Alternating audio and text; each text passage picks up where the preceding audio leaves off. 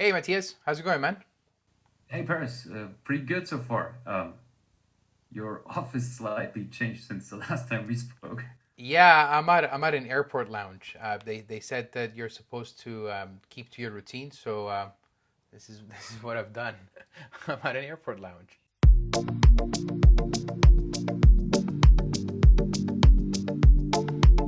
Hey everyone, my name is Paris, and a few weeks ago I posted this picture on LinkedIn explaining my setup of how I do remote coachings and trainings, and I was explaining my Zoom rooms configuration and also my configuration back at home on how I work remotely. I've been working remotely for quite a few years now, and so I'm really used to this video calling, working from home sometimes, or not having to be at an office to do work. And so I got a lot of people asking me, can I share a few more tips and tricks? So here's my video on 7 tips to improve the quality of your video meetings from home.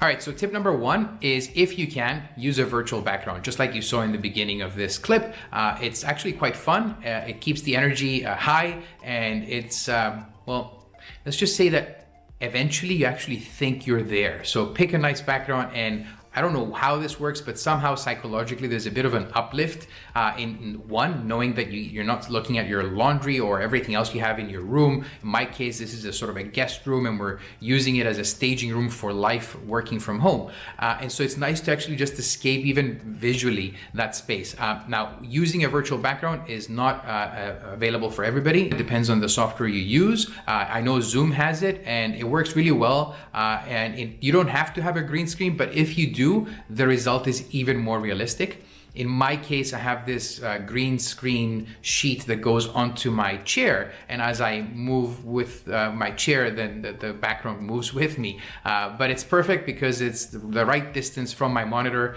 and I've been on calls where people had no idea that what I have behind me was not an airport lounge. So yeah, have fun with that. Okay, tip number 2 is to use your iPad or other tablet as a whiteboarding tool. So I use an iPad, and you can connect your iPad either through AirPlay or through a cable. And then you can use that as if you have the sort of a pen or stylus. So I use the Apple Pen on the iPad to make a whiteboarding session. And why that's useful? Well, we use whiteboards in meetings all day long. So why not be able to actually engage and spice up the virtual meeting by actually drawing something out and being visual?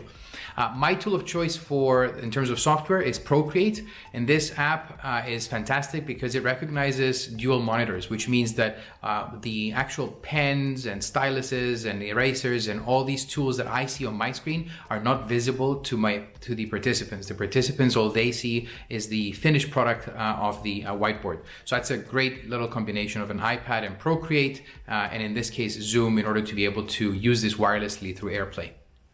Tip number 3, it's a feature that's almost there in every software that I've seen for video conferencing, but really underutilized, and that's the polling feature. So asking questions, doing a poll online while the call is happening. Especially if you're doing coaching or training, it's a really great way to reinforce that people understood the content, and you can choose if this is anonymous or not, and it's actually quite fun and engaging for people to sort of vote and go through multiple choice. And you have to remember that we're not all used to doing video calls, and we're not used to using these technologies. So if you're leading such a call, it's kind of your responsibility to also educate participants. So instead of using the poll feature, if that's too complicated, there's also the raise hand or ask for a break or slow down or speed up. All these signals that participants can actually click, and you as a host or moderator can get feedback from them. But you do need to have a small session in the beginning of the call to educate people and give them an orientation of how to use those features. Tip number 4 is probably the most obvious one, which is to make sure, if you're hosting this meeting, to have everybody on mute. It doesn't matter if it's 3 people or 300, everybody has to be on mute, because there's always this unexpected noise, especially with people now working from home. So have everybody on mute. As a host, you can mute everybody all at once, or you can selectively mute and unmute people, and then just tell them if you need to say something, go ahead and unmute. And you always have that part where people say, you're on mute, we can't hear you, but eventually people get the hang of it. So don't be embarrassed to do so. Just set the rules from the beginning.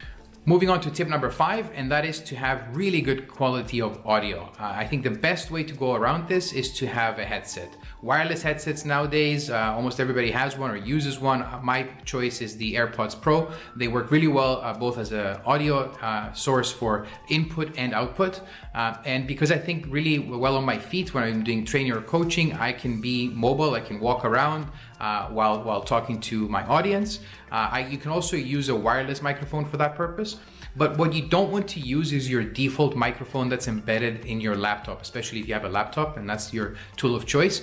The reason for that is these microphones are directional, and if you're using a dual monitor setup like I do, what happens is that at some point somebody will share a screen and you'll have to sort of look around and move away and look to the other screen, and when you do that, your voice is moving away from the microphone, which is usually right below your monitor.